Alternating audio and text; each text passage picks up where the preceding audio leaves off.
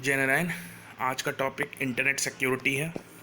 Internet security क्या होती है पहले समझ लीजिए। इंटरनेट सिक्योरिटी ब्रांच है कंप्यूटर सिक्योरिटी की, जो इंटरनेट से रिलेटेड है, जो ब्राउज़र की सिक्योरिटी से रिलेटेड है, जो नेटवर्क की सिक्योरिटी से रिलेटेड है। ये सारे टर्मिनोलॉजी इंटरनेट सिक्योरिटी के अंदर से आते हैं। ठीक। मेन ऑब्जेक्टिव जो इंटरनेट सिक्योरिटी का है वो मेजर्स और रूल्स को इस्टेब्लिश करना है, जिससे कि अटैकर साइबर क्राइम होता है इंटरनेट पे वो ना हो सके। ये उसका मेन ऑब्जेक्टिव है। नीड इंटरनेट सिक्योरिटी की क्या है?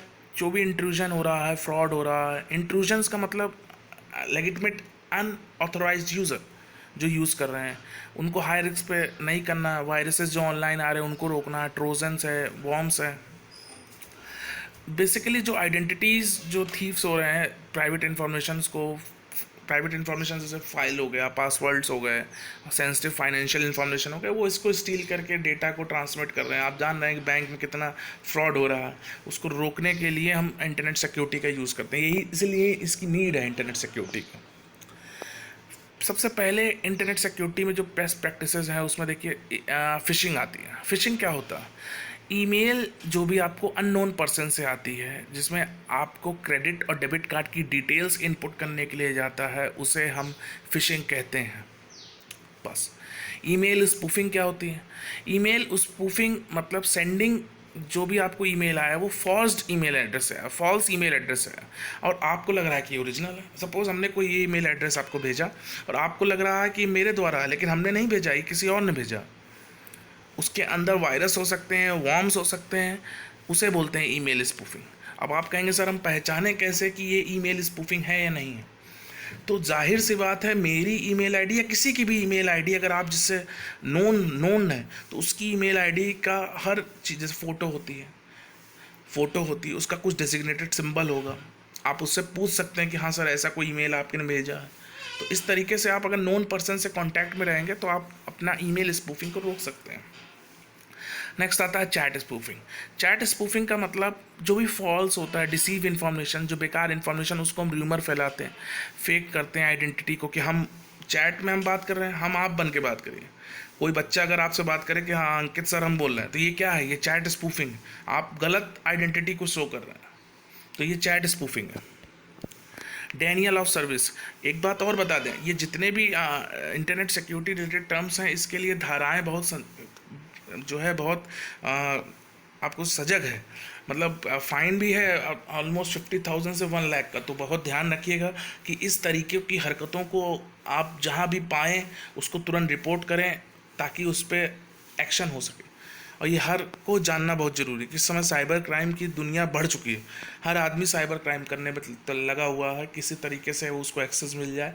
तो इसका ध्यान रखिए, आपको ही इसको रोकना है, हमको इसको रोकना है, और हम और आप मिलके ही इस एक्शंस को कंट्रोल कर सकते हैं। नेक्स्ट आता है Daniel of services. Daniel of service एक बेसिकली टाइप ऑफ अटैक है जो अटैकर प्रिवेंट करते हैं लेजिटिमेट यूजर्स को, मतलब ऑथराइज यूज़र को एक्सेसिंग सर्विस। अब क्या होता है, पिछली बार एक बच्चे ने मेरे से क्वेश्चन पूछा कि हम सर प्रोफाइल क्रिएट कर सकते हैं जो मेरी ई कॉमर्स की साइट। देखो ये दिक्कत होती है कि ई कॉमर्स की साइट पर जब आप अपनी प्रोफाइल क्रिएट करते हैं तो उस समय अगर आप पहले क्रिएट कर लें, कुछ बाय नहीं कर रहे हैं, तो बहुत सालों से लगा, तो कोई दिक्कत नहीं, आप प्रोफाइल क्रिएट करिए। प्रोफाइल क्रिएट करने से क्या होगा कि आप ऑथराइज्ड हो जाएंगे उस साइट के। और अगर आप बिना प्रोफाइल के यूज़ कर रहे होंगे तो देखिए परचेस कर रहे होंगे तो वहाँ बहुत सारी ऐसी सर्विसेज होती हैं जो ऑन फेक वेबसाइट्स आपको दिखा देगा। वहाँ आप रजिस्टर करेंगे, सारी डिटेल्स आपकी चोरी कर लेगा। तो ये डेनियल ऑफ सर्विस होता है। आइडेंटिटी थेफ्ट मतलब आपकी identity, name, address, date of birth, account details ये चोरी करके किसी तरीके से आपकी मनी को इंस्टॉल करे, मनी को स्टील कर ले और अपना काम वो कर ले, इसे बोलते हैं आइडेंटिटी थेफ्ट। आपकी आइडेंटिटी को चुराना आइडेंटिटी थेफ्ट कहलाती है। नेक्स्ट आता है what are the best practices for security over internet. अब ये तो था कि काम क्या हो रहा, अब हमको प्रैक्टिसेस क्या करनी है। सबसे पहले एक स्ट्रांग पासवर्ड। कोई कुछ भी कहे, हमें हमेशा अपना पासवर्ड अल्फ़ा न्यूमेरिक रखना, स्पेशल कैरेक्टर्स का यूज़ करना, लोअर केस अपर केस का मिक्स करके रखना। हमेशा length of the password should be always between 8 to 15 characters, उससे कम नहीं होने चाहिए। यहाँ हमने 12 to 14 लिखा हुआ, लेकिन 8 से लेके 15 के बीच में आप रखिए, और अल्फ़ा न्यूमेरिक कैरेक्टर लिखिए। रिपीटिशन ऑफ वर्ड्स नहीं होना चाहिए, नंबर्स का, सिंबल्स, ये सब इंक्लूड होने चाहिए।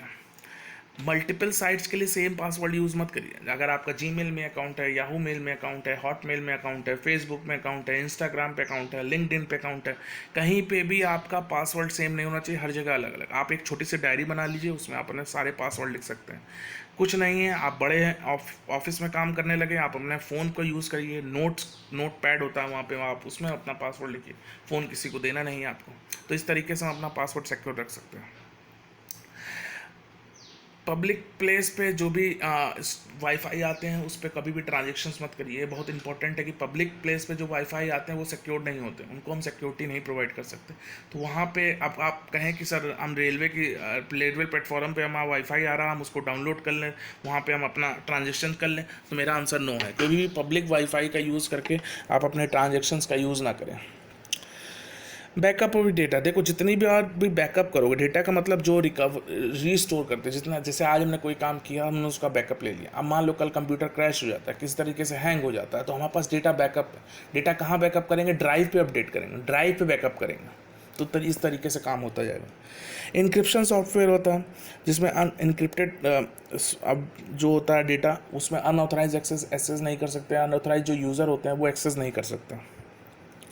यूज़र नेम और पासवर्ड प्राइवेट रखा करिए, किसी के साथ शेयर ना करा करिए।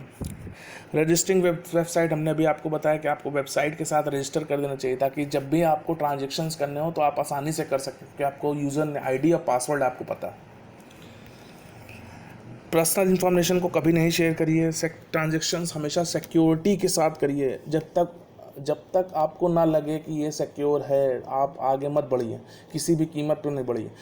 ज़रा सा डाउट है, आप तुरंत कंप्लेन करिए, उसको वो साइबर क्राइम वाले चेक करेंगे।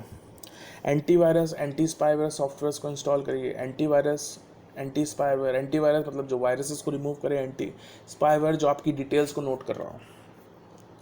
ब्राउज़र डेटा को क्लियर कर दीजिए when ever you use the website. Cookies basically cookies एक स्मॉल फाइल होती है जो आपकी डेटा को रीस्टोर करता रहता है। ब्राउज़र का ही ये पार्ट होता है, इसमें कोई बाहर का पार्ट नहीं होता। ब्राउज़र में ही कुकीज़ लगाया जाता है कि आपकी हेल्प करने के लिए, कि आपकी हिस्ट्री वो सेव कर लेता है, जिससे आप कभी भी डेटा देखना चाहें, जल्दी देखना चाहें। आप देखते होंगे यूज़र नेम पासवर्ड के लिए वो ब्राउज़र पूछता है whenever you have to save it password और नॉट, तो आप लिख देते हैं येस। तो येस जब कर देते हैं तो वो कुकीज़ में चला जाता है, लेकिन उसको हर महीने आपको क्लियर करना चाहिए। हर महीने 15 दिन 20 दिन के बाद आप उसको क्लियर कर दीजिए, देखिए, जिससे कि ये डेटा और किसी के पास ना जा सके। एंटीवायरस सॉफ्टवेयर, हमने आपको बताया कि एंटीवायरस एक कंप्यूटर प्रोग्राम है जो बेसिकली आइडेंटिफाई, प्रिवेंट और रिमूव करने के लिए कंप्यूटर वायरसेस को यूज़ करता है, अदर मैलिशियस सॉफ्टवेयर को। इसका जो परफॉर्म होता है टास्क में, ये स्कैन करता है फाइल्स को, ईमेल्स को, शेड्यूल्ड ऑटोमेटिकली रन करता है पर्टिकुलर फाइल के बीच में, कंप्यूटर को, सीडी को, फ्लैश ड्राइव को, एनी भी फाइल को स्कैन करता है। एनी मेलिशियस कोड होंगे उसको रिमूव करेगा। पॉपुलर एंटीवायरस आप जानते हैं, मैकपी है, एवीजी है, क्विक हील है, वास्ट है, नॉर्टन एंटीवायरस। तो बहुत सारे एंटीवायरस हैं जो प्रोवाइड करते हैं एक ऐसा फीचर जिससे हम अपने वायरसेस को आइडेंटिफाई कर सकते हैं, प्रिवेंट कर सकते हैं, डिटेक्ट कर सकते हैं, रिमूव कर सकते हैं। Banking up of data, backup कैसे लेते हैं? विंडोज़ के सॉफ्टवेयर में आप जा सकते हैं, start, control panel, backup and restore के बाद जाके बैकअप एंड रिस्टोर के अंदर जाइए, अपना सेटअप लगा दीजिए, वो डाटा अपने आप बैकअप ले लेगा। जहाँ भी आपको जितना भी शेड्यूल लेना, आज का लेना, कल का लेना, महीने भर का लेना, साल भर का लेना, जैसे आपको शेड्यूल करना उसको आपको क्लिक कर दीजिए डेटा को, वो वहाँ से डेटा ले ले। लास्ट आता है क्लियरिंग डेटा इन ब्राउज़र। हम कहते हैं, अभी हमने ब्राउज़र्स पे आपको बताया कुकीज़ पे डेटा स्टोर होता, अब कैसे क्लियर होता, इसका बहुत ज़रूरी है। आप अपने गूगल क्रोम को खोलिए। गूगल क्रोम के खोलने पे राइट साइड में मोर ऑप्शंस होता है, यहाँ पे आपका तीन बटन बने होते हैं सेटिंग्स के, उसको क्लिक करिए। वहाँ क्लियर ब्राउजिंग डेटा आता है, क्लियर ब्राउजिंग डेटा पे क्लिक करिए।